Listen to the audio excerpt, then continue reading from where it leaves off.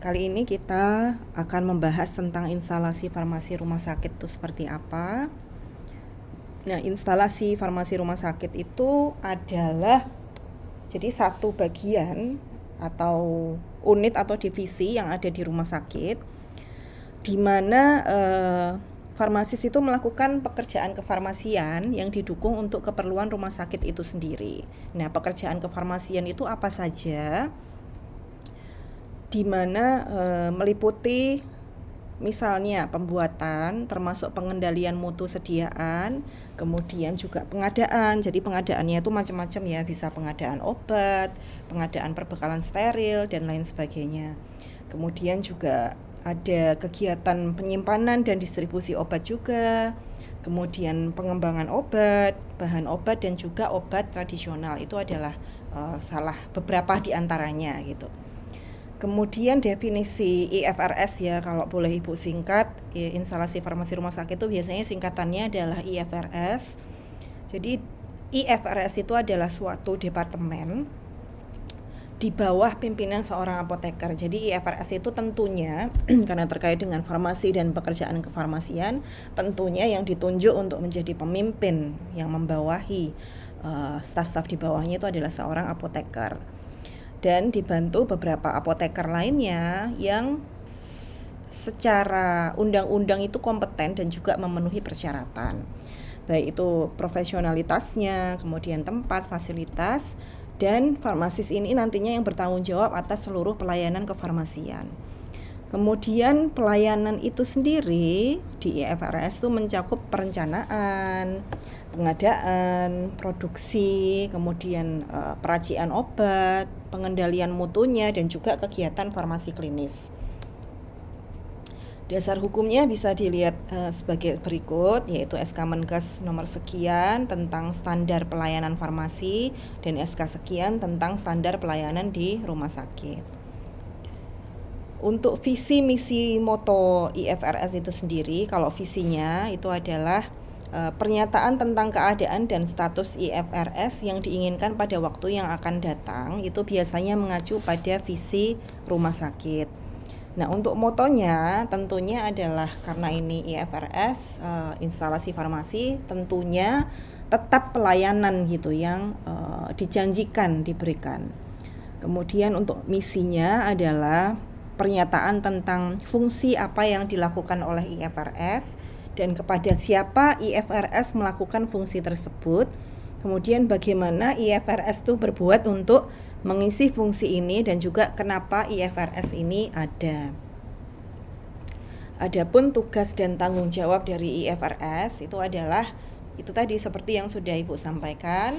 Jadi mengelola perbekalan farmasi, mulai dari perencanaan apa saja perbekalan steril, kemudian apa saja sediaan farmasi dan obat yang akan diadakan di instalasi farmasi tersebut.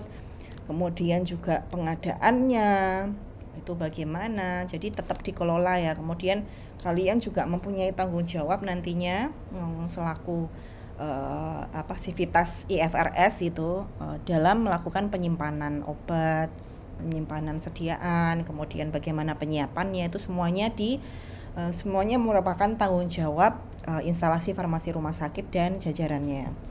Kemudian selain itu juga menyediakan terapi obat yang optimal dan juga melakukan pelayanan dan melakukan pengembangan pelayanan dan juga melakukan pekerjaan-pekerjaan kefarmasian, terutama pelayanan farmasi klinik juga gitu ya di instalasi farmasi rumah sakit.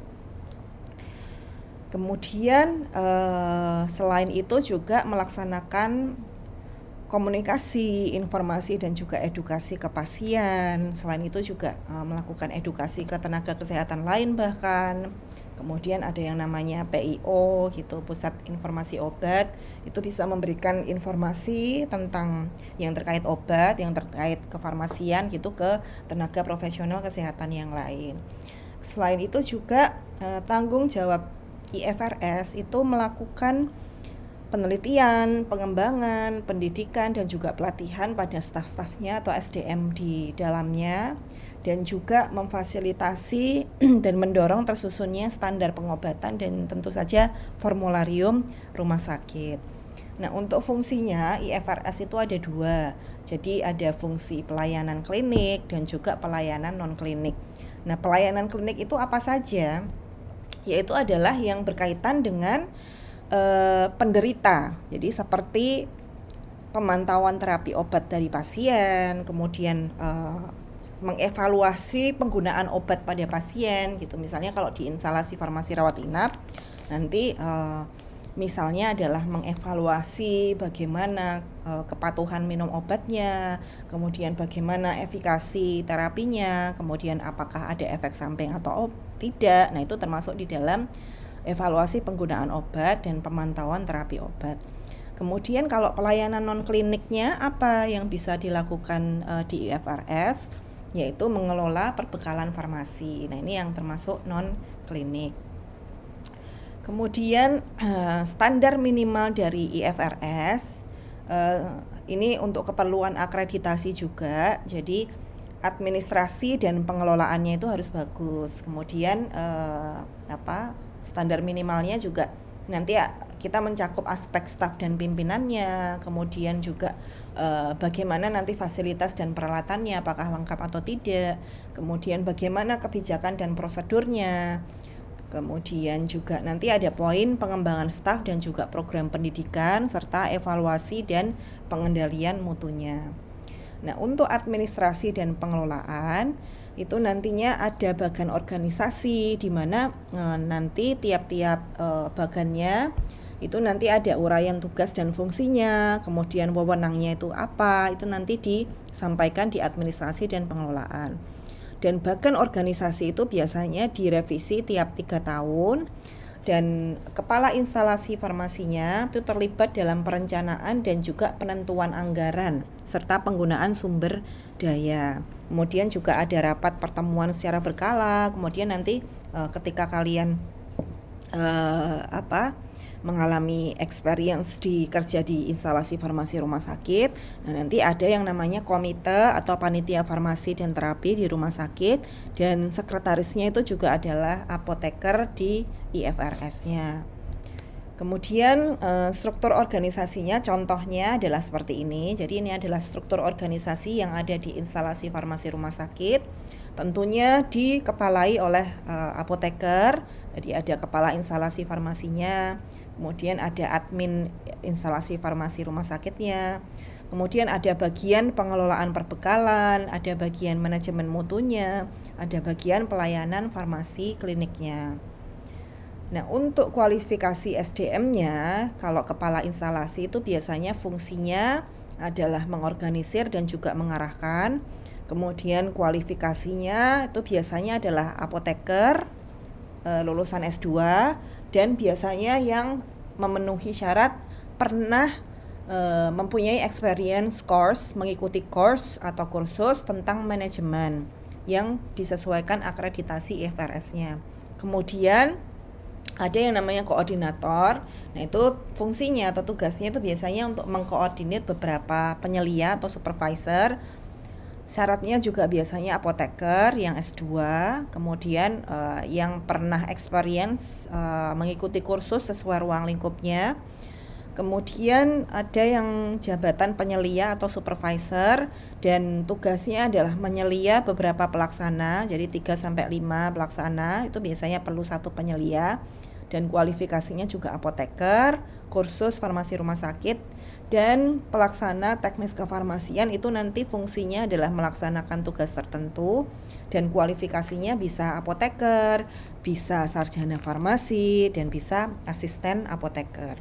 Ya, lebih baik lagi kalau apoteker ya, dipimpin oleh apoteker.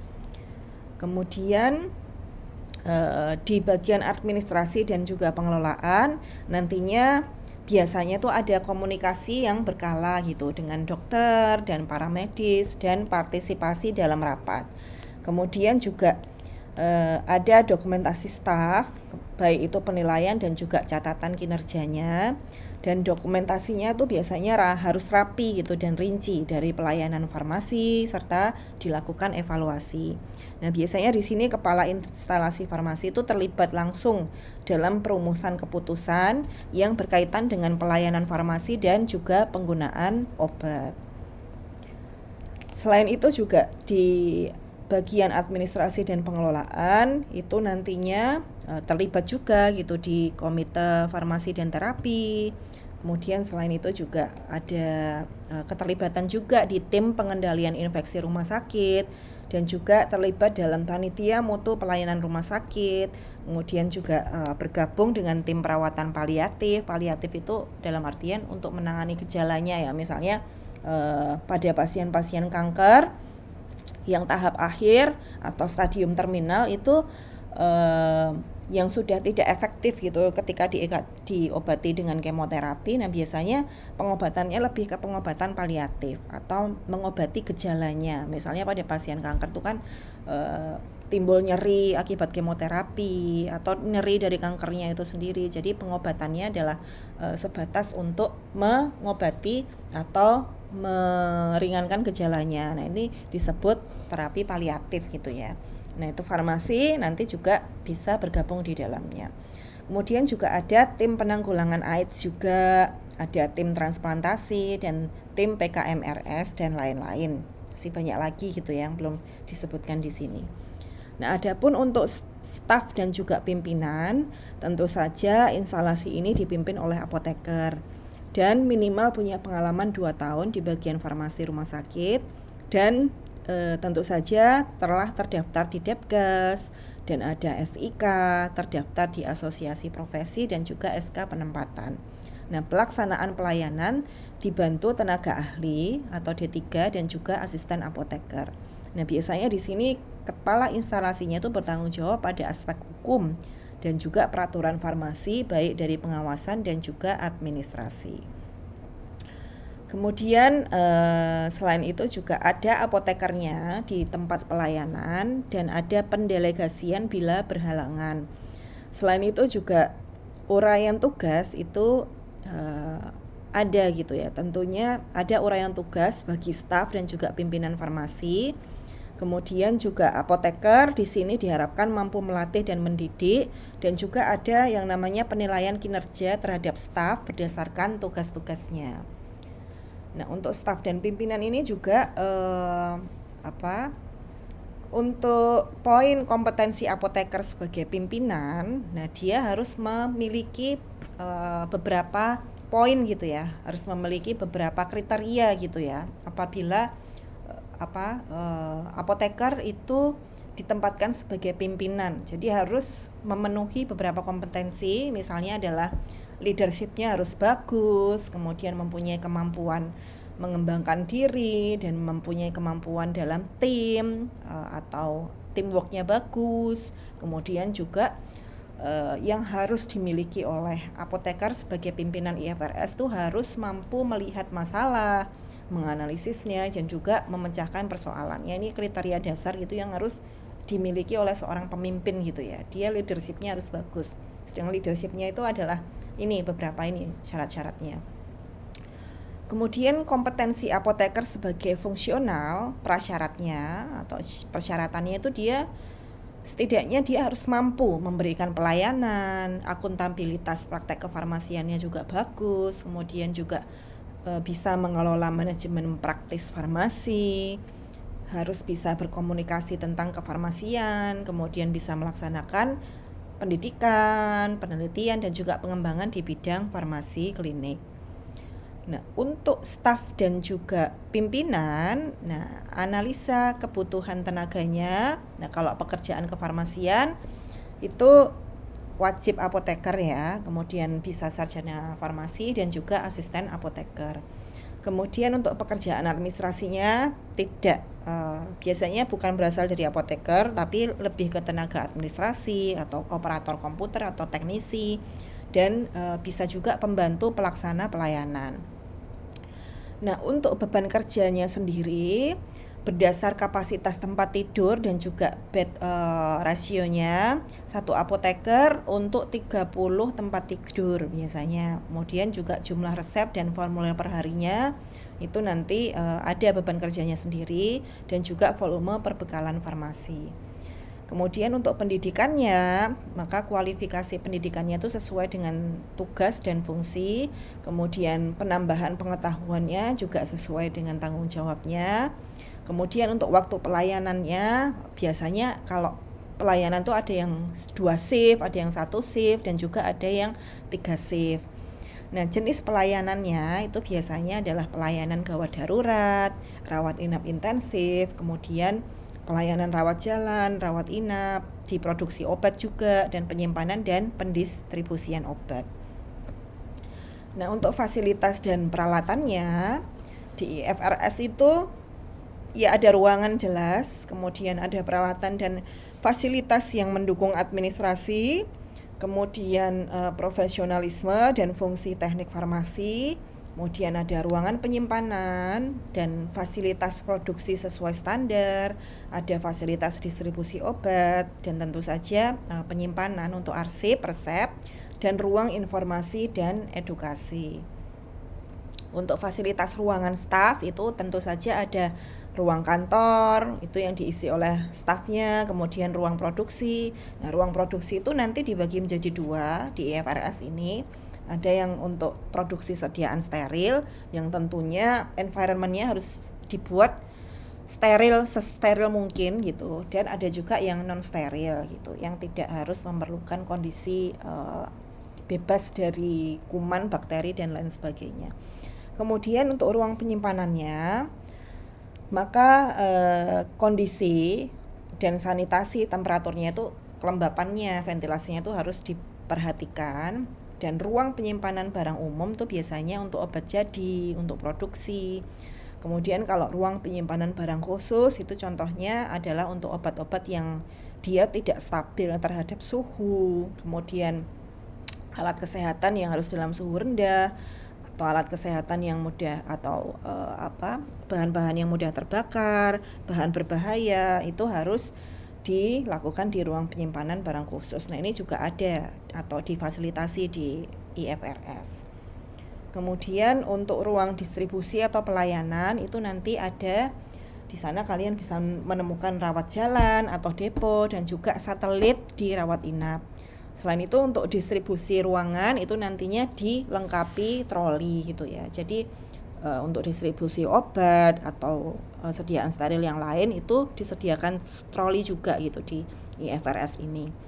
Dan menyediakan juga ruang konsultasi untuk rawat jalan dan juga rawat inap. Kemudian ada syaratnya juga untuk ruang informasi obat yang nanti luas disesuaikan dengan jumlah tempat tidurnya. Dan juga ada ruang arsip dokumen tentu saja.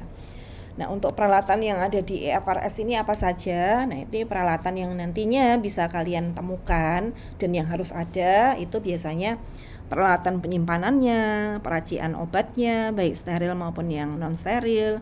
Kemudian juga tentu saja ada peralatan untuk administratif, kemudian kepustakaan untuk informasi obat, dan ini yang biasanya juga ada adalah lemari penyimpanan khusus untuk narkotika, kemudian lemari pendingin untuk obat-obat yang termolabil, kemudian juga ada alarm dan alat pemadam kebakaran, dan juga sarana-sarana yang lain. Kemudian untuk kebijakan dan prosedurnya itu seperti apa? Nah, biasanya di IFRS itu kebijakan dan prosedurnya itu harus tertulis dan dibuat oleh kepala instalasi farmasi, dibuat oleh panitia PFT, serta apoteker, dan juga pesanan obat yang harus dilakukan itu sesuai dengan formularium. Kemudian prosedur yang lain, harus ada dokumentasi penggunaan obat dan juga masalah obat. Selain itu juga farmasis dan jajaran di dalamnya itu harus konsisten terhadap sistem pelayanan rumah sakit yang ada. Nah, untuk pengelolaannya itu IFRS itu ada kebijakan dan prosedur mulai dari perencanaan, kemudian pengadaan produksi, penerimaan, penyimpanan, pendistribusian, dan juga pelaporan. Nah, untuk pelayanannya yang ada di IFRS itu ada pengkajian resep. Kemudian setelah resepnya, jadi begitu resep itu diterima, diserahkan oleh pasien, kemudian resep diterima oleh apoteker, kemudian di screening, kemudian setelah di screening kalau misalnya tidak ada masalah di dalam resepnya, maka dilakukan dispensing atau pencampuran atau peracian obat. Kemudian selain itu pelayanannya juga untuk melihat apakah ada efek samping obat, kemudian juga dilakukan konseling, kemudian pengecekan kadar obat dalam darah terutama untuk obat-obat yang indeks terapinya sempit, kemudian juga visit oleh farmasi ke bangsal-bangsal itu juga dilakukan di IFRS, dan pengkajian penggunaan obat itu juga dilakukan. Kemudian untuk pengembangan staf dan program pendidikan, tentu saja di IFRS itu wajib ya ada program pengembangan stafnya, kemudian juga program orientasi tentang tugas dan tanggung jawab bagi staf baru. Kemudian semua staf itu juga mempunyai kesempatan yang sama untuk mengikuti pelatihan dan program pendidikan dan penyelenggaraan pendidikan dan penyuluhan tentang penggunaan obat dan penerapannya. Selain itu juga pendidikan berkelanjutan bagi staf dan praktikum siswa farmasi. Nah, untuk evaluasi dan pengendalian mutunya harus terlibat dalam program pengendalian mutu pelayanan rumah sakit. Jadi di rumah sakit itu selain pelayanan farmasi yang dilakukan ataupun pelayanan non klinik gitu yang dilakukan, di dalam suatu institusi atau di suatu divisi itu juga harus ada evaluasi dan pengendalian mutu. Jadi pengendalian mutu itu gunanya ya untuk menjamin mutu dari semuanya gitu, dari semua aspek, baik itu mutu barangnya, kemudian kebijakannya, SOP-nya itu juga ada pengendalian mutunya gitu. Jadi evaluasi terhadap semua aspek yang sudah diterapkan itu tadi. Jadi di sini pengendalian mutunya adalah evaluasi secara periodik terhadap konsep, proses, kebutuhan dan juga hasil demi meningkatkan mutu pelayanannya. Kemudian juga kegiatan pengendalian mutu itu mencakup misalnya adalah audit, kemudian review, observasi, dan juga evaluasi dan juga umpan balik misalnya dalam bentuk survei. Nah, untuk jenis evaluasi itu sendiri nanti ada evaluasi yang prospektif, konkuren, dan juga retrospektif. Nah, bedanya apa antara ketiganya? Nah, kalau yang prospektif itu dijalankan sebelum pelayanannya dilaksanakan. Misalnya adalah pembuatan standar, kemudian perizinan. Nah, kalau yang konkuren itu yang dijalankan bersamaan dengan pelayanannya. Jadi, konseling, peracian obat itu evaluasinya dijalankan bersamaan dengan pelayanannya itu tadi. Kemudian ada yang retrospektif, nah itu bisa dilakukan setelah pelayanannya selesai dilaksanakan. Misalnya adalah survei konsumennya, kemudian mutasi barang. Nah, nanti akan kalian pelajari lebih lanjut di materi materi farmasi rumah sakit gitu ya, di manajemen farmasi rumah sakit.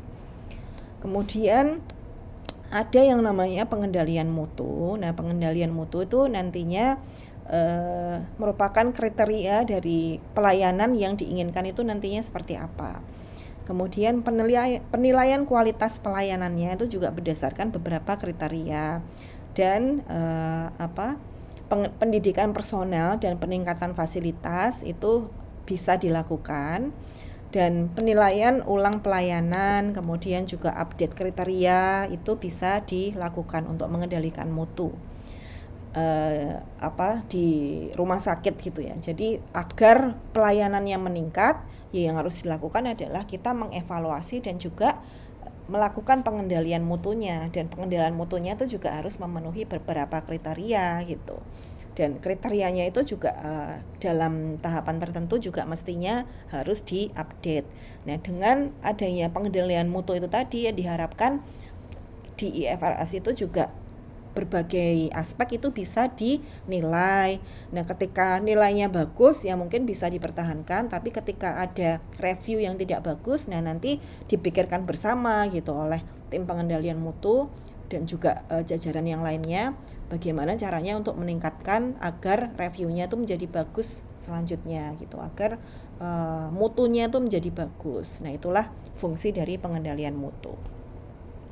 Ya, mungkin itu saja adik-adik sekalian yang bisa Ibu sampaikan gitu ya untuk instalasi farmasi rumah sakit.